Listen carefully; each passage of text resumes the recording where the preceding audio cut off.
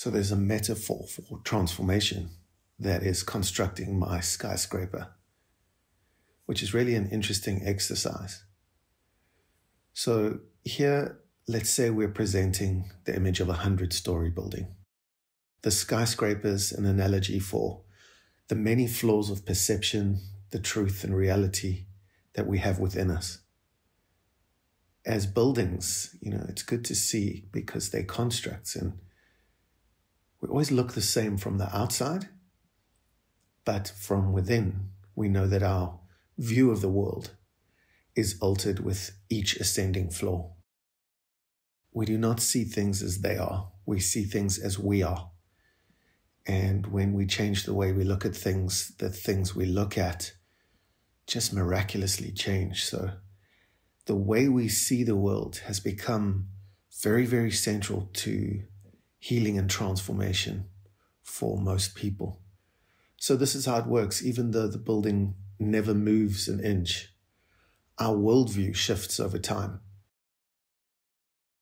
So what we want to do in this analogy is walk up the staircase. And slowly with each new floor, we develop consciousness. And we start to see things as they are, not as we are. So it is a spiritual awakening process. You get to transcend the prison of personality, the bounds of ego, and start to heal, start to move up. So it's really a great exercise. So this moving up, this spiritual awakening, of course, is uncomfortable. And with each new floor, the cost of living gets more expensive.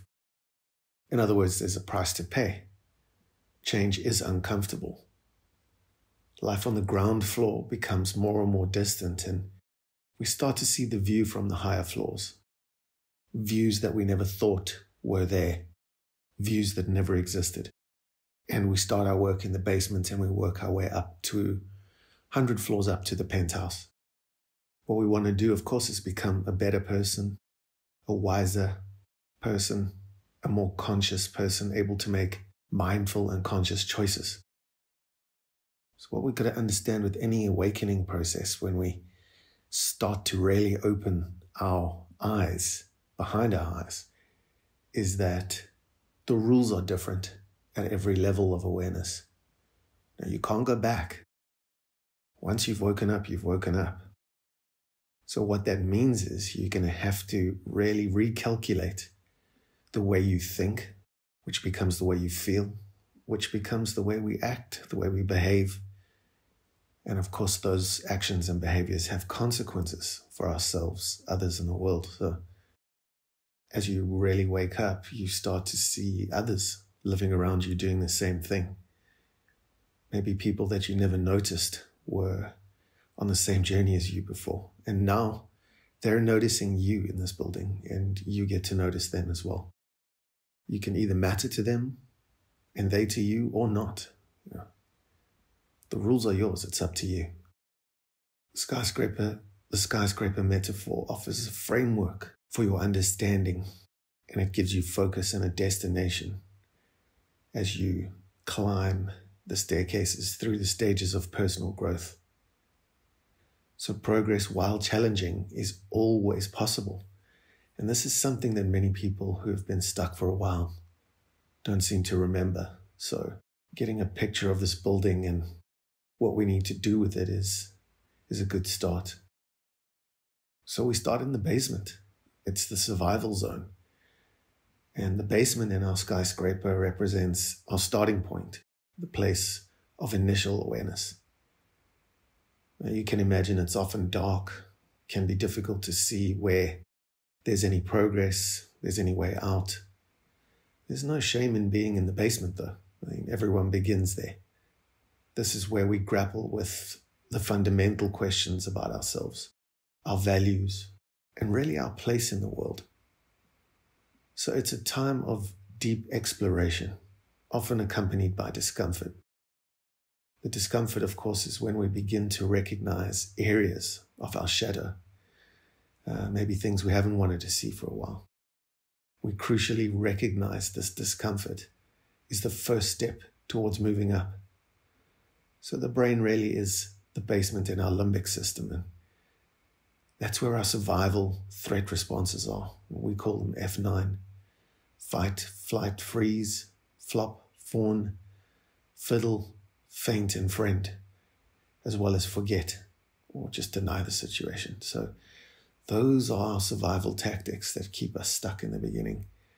They really keep us asleep until we're ready to do the work of waking up. So we start in the basement.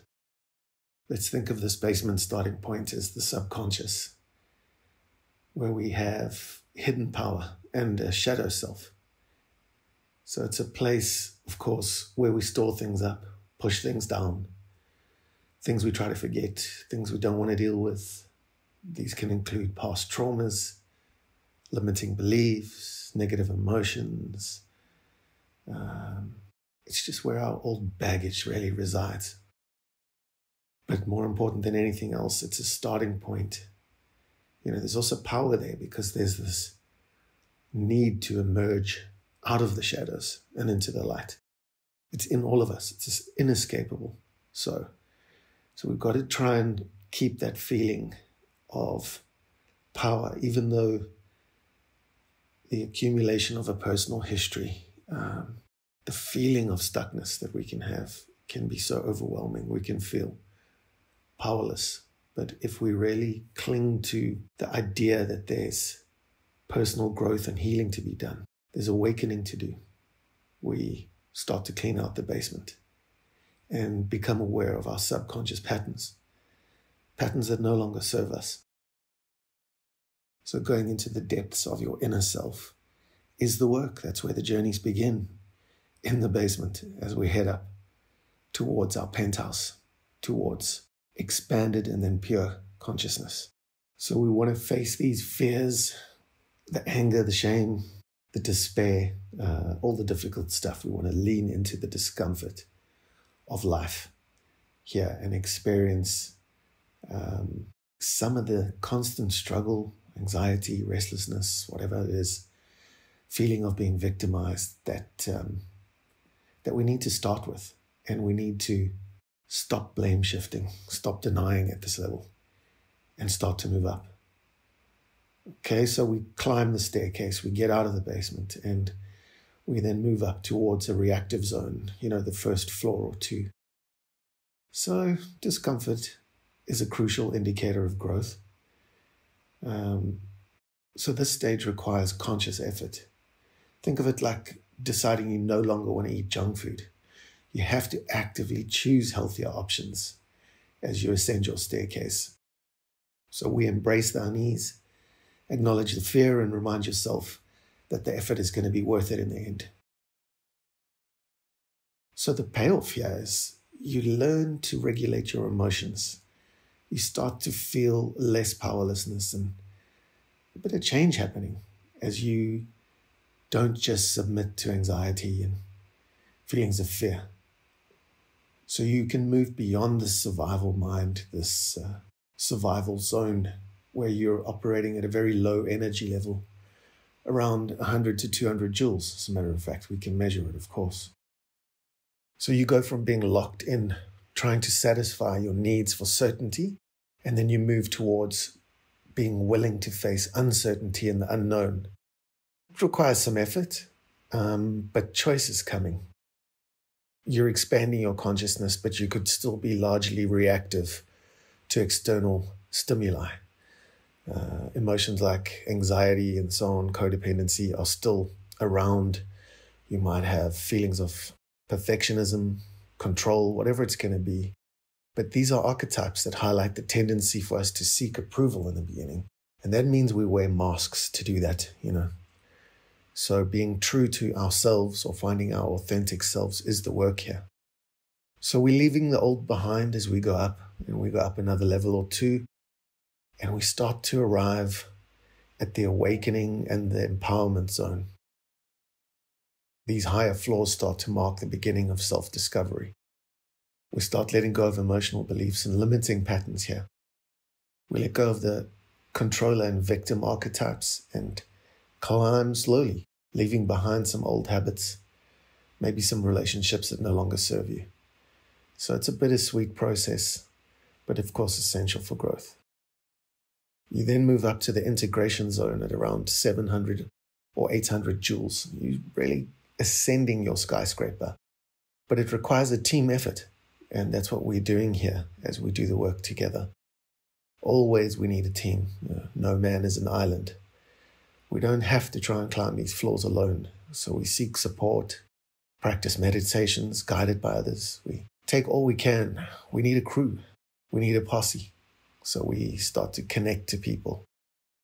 As we climb the staircase, it's an integration zone. So we really ask for help, share with people, trust, and move upwards. So in our skyscraper metaphor, you can use the middle floors that you're getting to now as everyday consciousness, really. They represent everyday consciousness in our lives. So you can navigate daily routines, relationships, responsibilities, real life.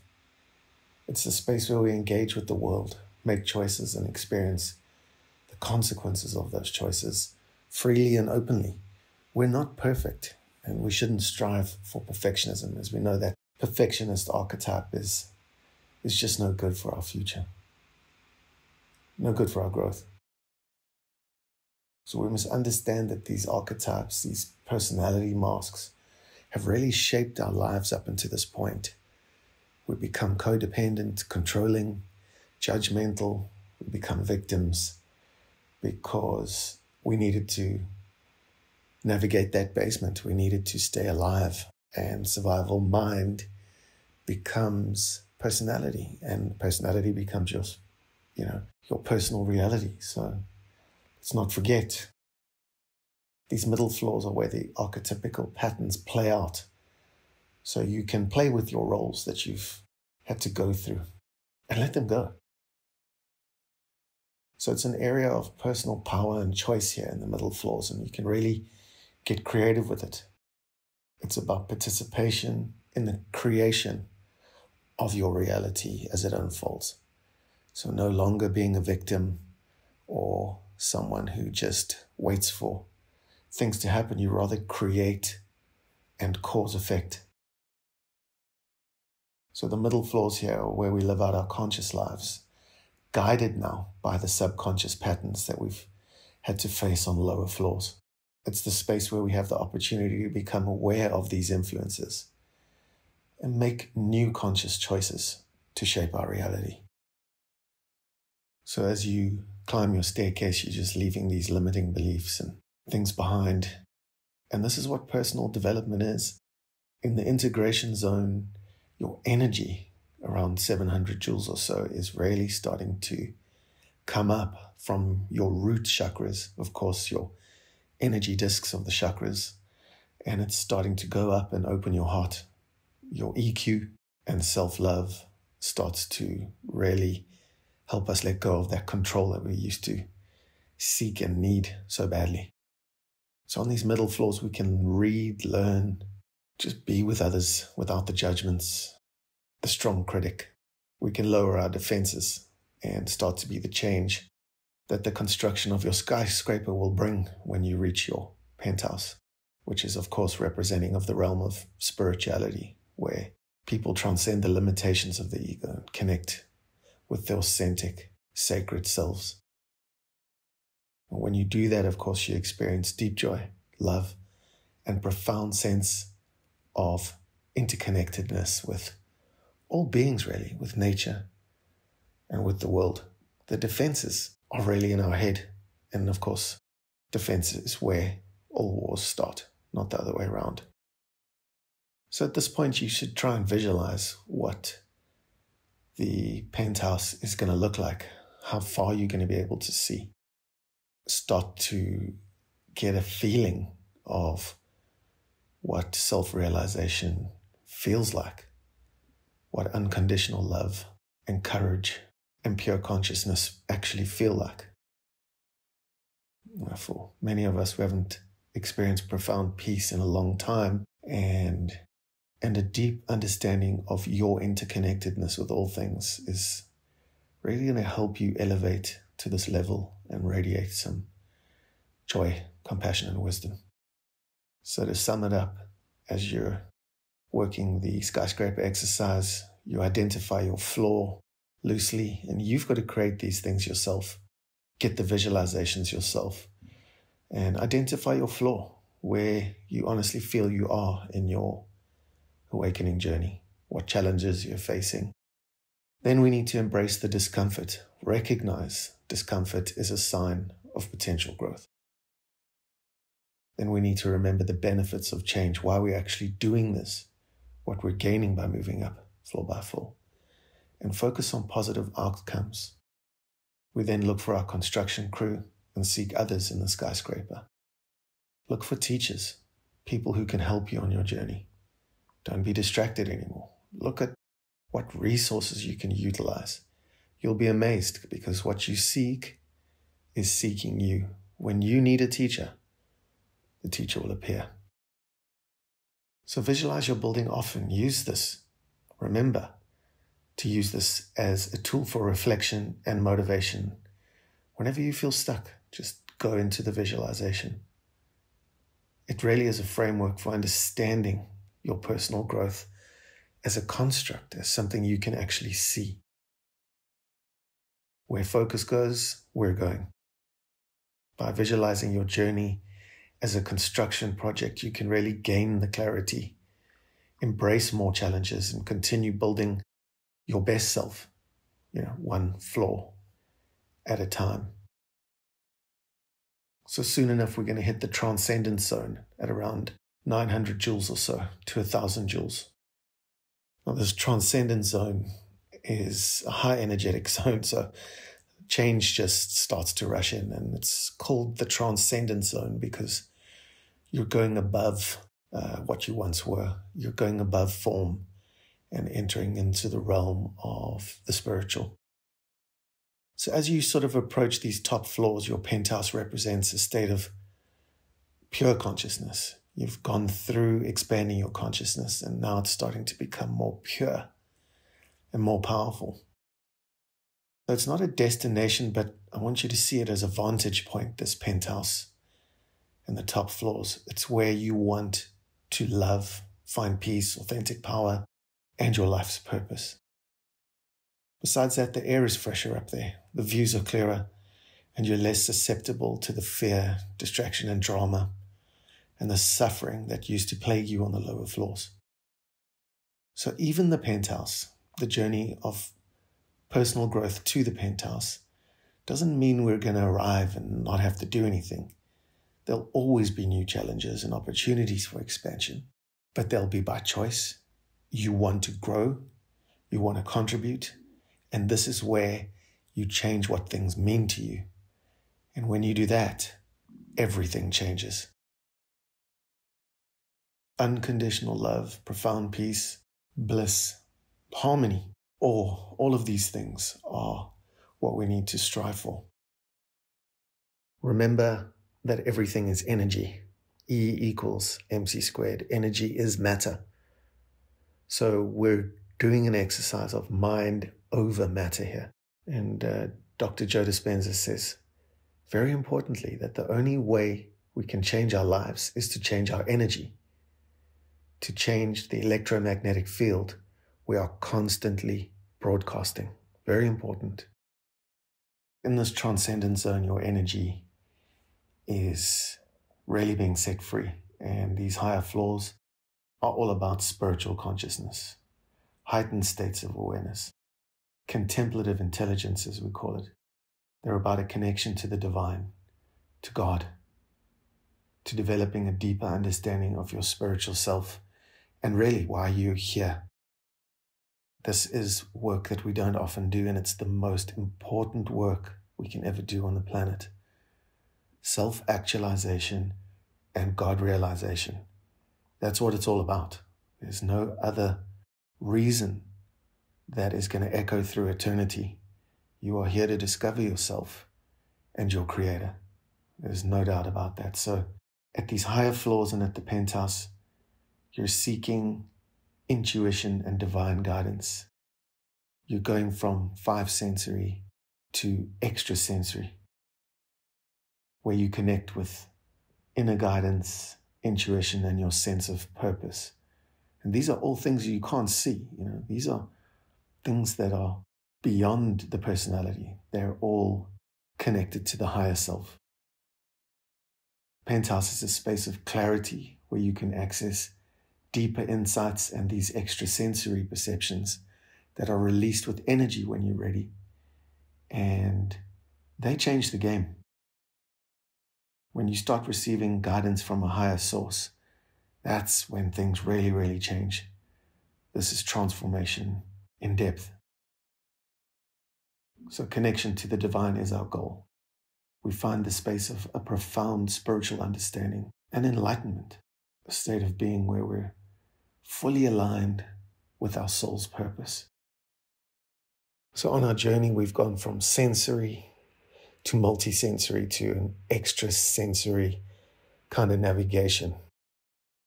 As we go up floor by floor in this metaphorical skyscraper, we just sense a whole lot more of life than we ever could have imagined. We see all the light we could not see. We get beyond the analytical and calculating mind and get to experience life far, far more than we ever have before, just with our five senses. So your I7X, as we call it, your extrasensory perception, is a communication. It's a part of the unseen sacred self of who you really are.